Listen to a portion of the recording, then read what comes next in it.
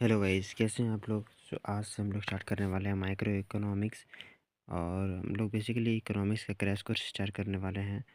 तो चलिए शुरू करते हैं। बेसिकली ये है कोर्स बेसिकली आपके स्टेट एलिजिबिलिटी टेस्ट के लिए, साथ ही साथ आपका यूजीसी नेट के लिए, और साथ ही साथ आपका जो है सीयूईटी के लिए काफ़ी ज़्यादा हेल्पफुल है। ठीक है, तो चलिए शुरू करते हैं। तो माइक्रो इकोनॉमिक्स के सबसे पहले हम लोग फंडामेंटल से स्टार्ट करते हैं गाइस, जो कि बेसिक फंडामेंटल चीज़ें हैं। उन चीज़ों को लेके हम लोग चलो शुरू करते हैं। तो सबसे पहले हम लोग बात करते हैं यूटिलिटी का। तो यूटिलिटी का जो कॉन्सेप्ट है वो अल्फ्रेड मार्शल ने दिया था। ठीक है, सिर्फ यूटिलिटी का कॉन्सेप्ट नहीं, यूटिलिटी में जो दो कॉन्सेप्ट आते हैं, दो अप्रोचेस आते हैं, that is cardinal utility approach and ordinal utility approach.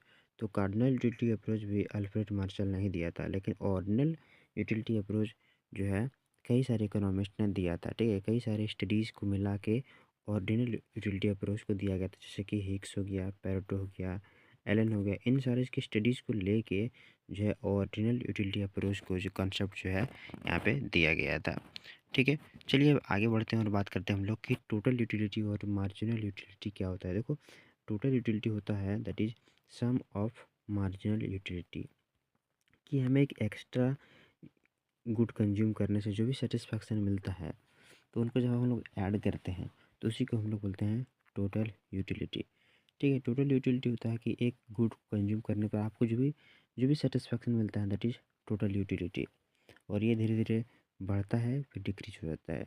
लेकिन मार्जिनल यूटिलिटी है कि आप जब एक एक्स्ट्रा गुड को कंज्यूम करते हो तो आपको कितना सेटिस्फेक्शन मिल रहा है, दैट इज़ मार्जिनल यूटिलिटी। तो कहीं आपको थोड़ा बहुत ये बेसिक चीज़ें पता होंगी आई होप, बट आपको फिर भी नहीं पता है तो आप एनसीईआरटी की बुक से आप इन बेसिक कॉन्सेप्ट को क्लियर कर सकते हो, या फिर मुझे कमेंट में बता सकते हो, तो मैं सारी चीज़ों को और भी अच्छे से क्लियरफाई कर दूंगा। ठीक है, चलिए हम थोड़ा आगे बढ़ते हैं और बात करते हैं हम लोग की, अगर हम टोटल यूटिलिटी को समझ गए तो हम लोग मार्जिनल यूटिलिटी को भी समझ सकते हैं कि जो मार्जिनल हमारा यूटिलिटी होता है गाइस।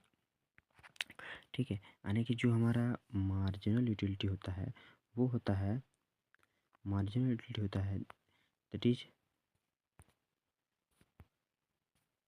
वो होता है that is change in total utility upon change in quantity. ये हमारा गाइस मार्जिनल यूटिलिटी का फार्मूला हो जाता है। और हम ऐसे भी लिख सकते हैं कि M U is equal to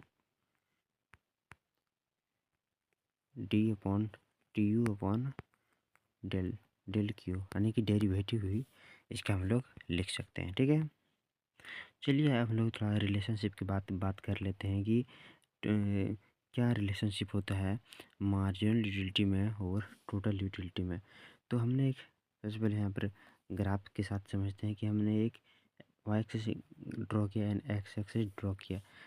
तो इनिशियली इसका सबसे पहले ये डिक्रीज होता है, डिमिनिशिंग रेट के साथ बढ़ता है बढ़ता है बढ़ता है एंड फिर ये डिक्रीज करने लगता है। ठीक है, एंड ये जो आपका जो है मार्जिनल यूटिलिटी हो जाता है।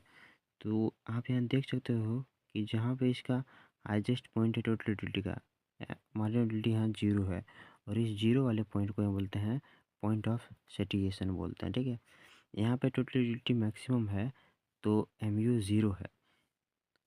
तो यही है इसका ग्राफ। चलो इसको और थोड़ा सा अच्छे से हम लोग यहाँ पे देख क्या है कि समझते हैं। सबसे पहले है कि जब मार्जिन यूटिलिटी घटता है डिमिनिशिंग रेट के साथ, तो देखिए मार्जिन यूटिलिटी जब घटता है तो टोटल यूटिलिटी बढ़ता है बट डिमिनिशिंग रेट के साथ बढ़ रहा है। जब मार्जिन यूटिलिटी हमारा ज़ीरो होता है तो टोटल यूटिलिटी क्या होता है, मैक्सिमम होता है कि नहीं। क्या आप यहाँ पर देख सकते हो मैक्सिमम है टोटल यूटिलिटी। उसके बाद जब आपका जो है मार्जिनल यूटिलिटी नेगेटिव होता है, जब मार्जिनल यूटिलिटी नेगेटिव होता है, जब मार्जिनल यूटिलिटी नेगेटिव हो जाता है तो हमारा टोटल यूटिलिटी क्या होता है, डिक्रीज, यानी कि घटने लगता है। ठीक है, तो ये थे कुछ बेसिक पॉइंट्स। अब बात करते हैं कि एवरेज यूटिलिटी के बारे में। तो गाइस देखो, एवरेज जो यूटिलिटी होता है, एवरेज यूटिलिटी हम लोग कैसे निकालते हैं कि टोटल यूटिलिटी और क्वांटिटी को जब हम लोग डिवाइड कर देते हैं तब हमारा निकलता है एवरेज यूटिलिटी निकलता है। ठीक है, चलिए अब हम लोग पढ़ते हैं यूटिलिटी एनालिसिस की। तो गाइस यूटिलिटी एनालिसिस में हम लोग दो अप्रोचेस को पढ़ते हैं। एक पढ़ते हैं हम लोग law of DMU, law of DMU पढ़ते हैं, and law of equi marginal utility, equi marginal utility हम लोग जो है पढ़ते हैं। तो सबसे पहले हम लोग बात करते हैं लॉ ऑफ डीएमयू के बारे में, ठीक है। तो लॉ ऑफ डीएमयू क्या बोलता है कि as a consumer consume more और कंटिन्यूस कंजम्पशन तो मार्जिनल यूटिलिटी गोज डिक्रीज। जैसे आप कोई चीज़ को कंटिन्यूसली कंज्यूम कर रहे हो कंज्यूम कर रहे हो तो क्या होगा कि मार्जिनल आपका जो यूटिलिटी है वो डिक्रीज कर जाएगा। और इसे हम लोग बोलते हैं जो है, इसे बोलते हैं फंडामेंटल लॉ ऑफ साइकोलॉजी। क्या बोलते हैं? फंडामेंटल लॉ ऑफ साइकोलॉजी भी इसे बोलते हैं। इसे गोसन ने दिया था 1854 में, ठीक है। और इसे फर्स्ट गोसन लॉ भी हम लोग जो है कहते हैं। तो इसका एजम्पशन क्या हो जाएगा कि डीएमयू का कोई पूछे कि लॉ ऑफ डीएमयू का एजम्पशन क्या था। सबसे पहले कि यूटिलिटी को हम लोग यूटिलिटी से मेजर कर सकते हैं। यहाँ पर कंज्यूमर रैशनल होगा, स्टैंडर्ड एंड आइडेंटिकल यूनिट ही आप कंज्यूम कर सकते हो, ठीक है। और मार्जिनल यूटिलिटी ऑफ मनी यहाँ पर कांस्टेंट होगा, प्राइस कांस्टेंट होगा और इनकम में कोई भी चेंज यहाँ पे जो है नहीं होगा। So these are the assumptions of law of diminishing marginal utility. अब यहाँ पे कुछ एक्सेप्शंस हैं जो कि जहाँ पर marginal utility diminishing marginal utility fail हो जाता है, जैसे कि मनी और फिर एक्सपेंसिव गुड। आप जितना भी कंज्यूम करोगे आपका सेटिस्फैक्शन, आपका मार्जिनल यूटिलिटी हमेशा बढ़ता ही रहेगा। आपका जो है मार्जिनल यूटिलिटी जो कभी भी घटने वाला नहीं है। जो भी गुड्स आर इन फैशन, जो भी फैशन पर हैं, ट्रेंड में, आप जितना कंज्यूम करोगे उससे आपका यूटिलिटी और उतना ज़्यादा बढ़ते जाएगा। कोई चीज़ जो बहुत ज़्यादा एडिक्टिव है उन चीज़ों का आप कंजम्पशन करोगे तो वो चीज़ें बढ़ती ही रहेंगी, कभी भी घटने का नाम नहीं लेंगे, ठीक है। या फिर कोई चीज़ आप रीडिंग कर रहे हो, राइटिंग कर रहे हो, लिसनिंग कर रहे हो म्यूज़िक, या फिर रेयर गुड कोई है, तब जितना ज़्यादा कंज्यूम करते हो उन चीज़ों को, उससे आपको सेटिस्फेक्शन और बढ़ते जाता है, आपको और ज़्यादा मज़ा मिलता है। तो ये थे कुछ एक्सेप्शन गाइज। सो चलिए अब समझते हैं कि जो है कि ये जो लॉ ऑफ डीएमयू है ये कहाँ कहाँ पर एप्लीकेबल है। तो सबसे पहले यहाँ पर goods are not perfect substitute. तो गाइस परफेक्ट सब्स्टिट्यूट का मतलब क्या हुआ कि अगर हमारे पास दो गुड है, अगर ये गुड नहीं मिला तो हम लोग दूसरा गुड कंज्यूम कर सकते हैं। अगर ये गुड नहीं मिला तो इस गुड को हम लोग कंज्यूम कर सकते हैं। मतलब कि एक के बदले दूसरा गुड यहाँ पर जो है अवेलेबल है मार्केट में। अगर एक के बदले दूसरा गुड अवेलेबल है तो वहाँ पर लॉ ऑफ डीएमयू फेल हो जाएगा, क्योंकि अगर एक कंज्यूमर एक गुड को कंजम्पशन में उसको मज़ा नहीं आ रहा है तो दूसरे गुड को कंज्यूम कर लेगा और यहाँ पर लॉ ऑफ डीएमयू फेल हो जाएगा। तो वही बोल रहा है कि गुड्स आर परफेक्ट सब्स्टिट्यूट जो है यहाँ पर नहीं होना चाहिए। दूसरा है सेटिस्फेक्शन और स्पेसिफिक नीड। देखो भाई दुनिया में हज़ारों को लाखों कंज्यूमर है, सारी चीज़ें उनके अनलिमिटेड वांट्स भी होते हैं। वो सारे गुड्स को कंज्यूम एक बार में नहीं कर सकता, वो किसी एक स्पेसिफिक गुड को ही कंज्यूम कर सकता है। और जब वो उस गुड को एक इंटेंसिटी के साथ कंज्यूम करता है तो उसका मार्जिनल यूटिलिटी क्या होता है? फॉल होने लगता है। मार्जिनल यूटिलिटी क्या होता है? फॉल होने लगता है, ठीक है। तो ये है सेटिस्फैक्शन ऑफ स्पेसिफिक नीड। तो गाइस ये था बेसिक। चलिए अब थोड़ा हम लोग और आगे बढ़ते हैं और इन चीज़ों को समझने की कोशिश जो हम लोग जो है करते हैं, ठीक है।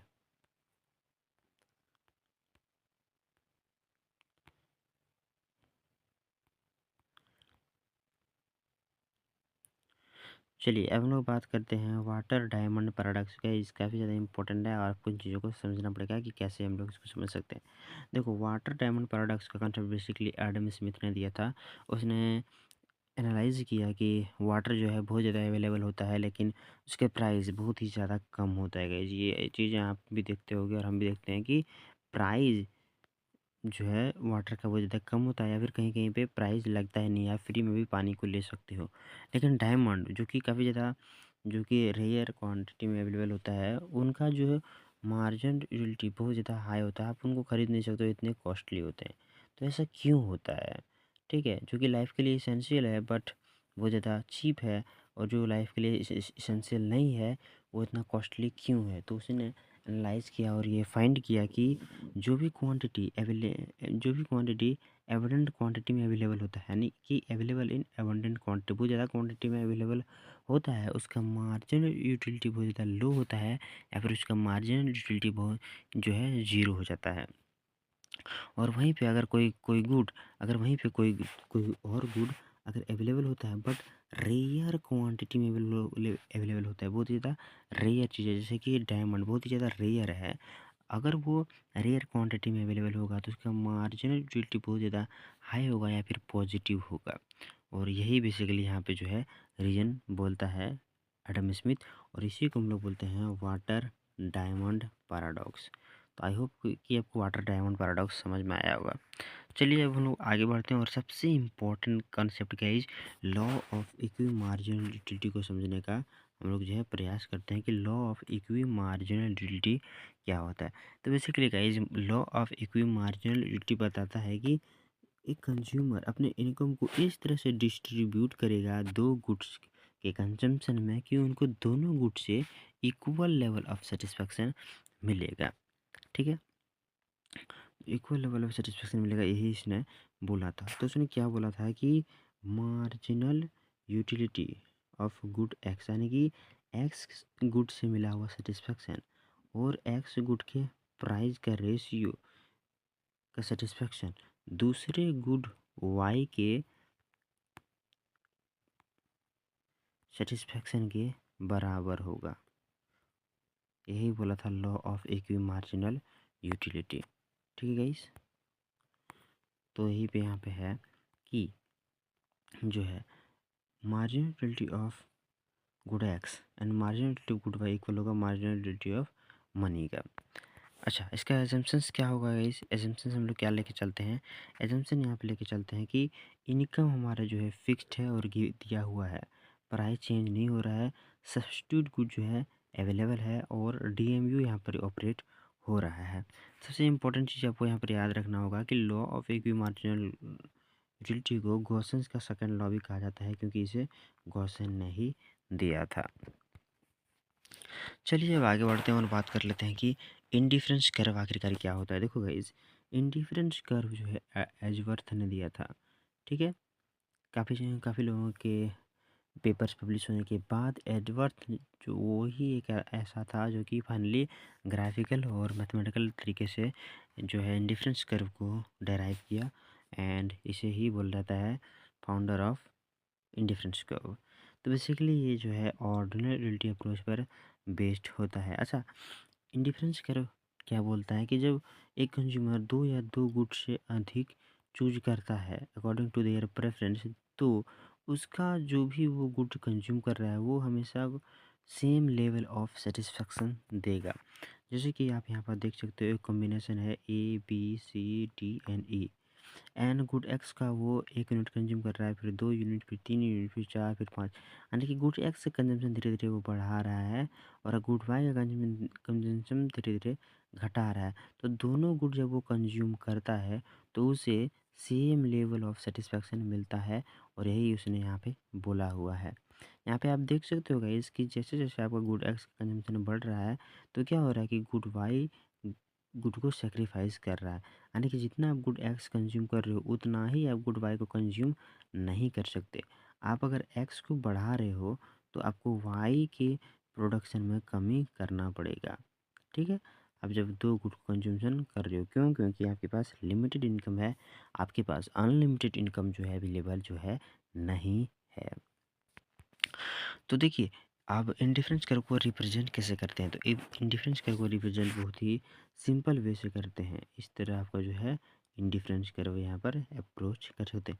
अब देखो, इंडिफरेंस कर्व जितने भी पॉइंट होंगे यहाँ पे, ये पॉइंट हमेशा same level of satisfaction provide करेंगे कंज्यूमर को। So each point gives same level of satisfaction guys. ठीक है, और ये नेगेटिवली स्लोप होता है। एक चीज़ याद रखना है कि two IC curve never intersect each other. देखो, कोई भी इंडिफरेंस कर्व एक दूसरे से इंटरसेक्ट नहीं कर सकता गाइज। ये बहुत ही ज़्यादा ट्रू चीज़ है कि एक आईसी कर्व और दूसरा आईसी कर्व कभी भी ये इस तरह से इंटरसेक्ट जो है नहीं कर सकता है। ठीक है, तो इस चीज़ को आप ध्यान रखना। दूसरा आपको क्या ध्यान रखना है कि कभी भी आईसी कर्व जो है कभी भी एक्सिस को टच नहीं करता है, और ये कॉन्वेक्स टू द ऑरिजिन होता है क्योंकि लॉ ऑफ डीएमक्यू यहाँ पर ऑपरेट होता है। चलिए अब हम लोग बात कर लेते हैं इंडिफरेंस मैप के बारे में। So guys, indifference map basically क्या होता है, चलिए यहाँ पर हम लोग ब्लैक स्क्रीन में समझते हैं कि इंडिफरेंस मैप बेसिकली क्या होता है कि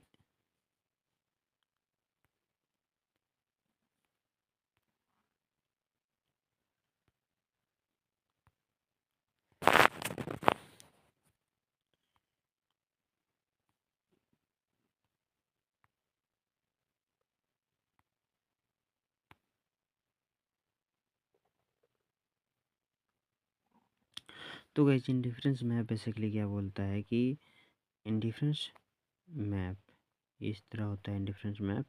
और ये बोलता है कि higher level of indifference curve gives higher utility. जितना ऊपर जितना जाते जाओगे इंडिफरेंस कर्व उतना बढ़ता जाएगा। और जो ऊपर लेवल का जो इंडिफरेंस कर्व है ये आपको सबसे ज़्यादा सेटिस्फेक्शन देगा एज़ कम्पेयर टू दिस। ये से आपको ज़्यादा सेटिस्फेक्शन देगा as compare to this. And ये ज़्यादा सेटिस्फेक्शन देगा as compare to this. So सबसे ऊपर वाला इंडिफरेंस कर्व आपको सबसे ज़्यादा यूटिलिटी देता है। यही इंडिफरेंस मैप होता है और कुछ नहीं होता है गाइस। ठीक है, तो गाइस आज हम लोग यहीं तक रखते हैं गाइस, और मिलते हैं नेक्स्ट वीडियो में अगले कंसेप्ट के साथ। तब तक गाइस चैनल को अगर सब्सक्राइब कर दीजिएगा अगर सब कुछ भी समझ में आया होगा। हम लोग मिलते हैं अगले वीडियो में ऐसे ही शानदार क्रैश कोर्स को लेके। और अपने फ्रेंड्स को गाइस शेयर कर दीजिएगा। तो और टेलीग्राम चैनल को ज्वाइन जरूर कर लीजिएगा। टिल देन पढ़ते रहिए, all the very best, take care, bye.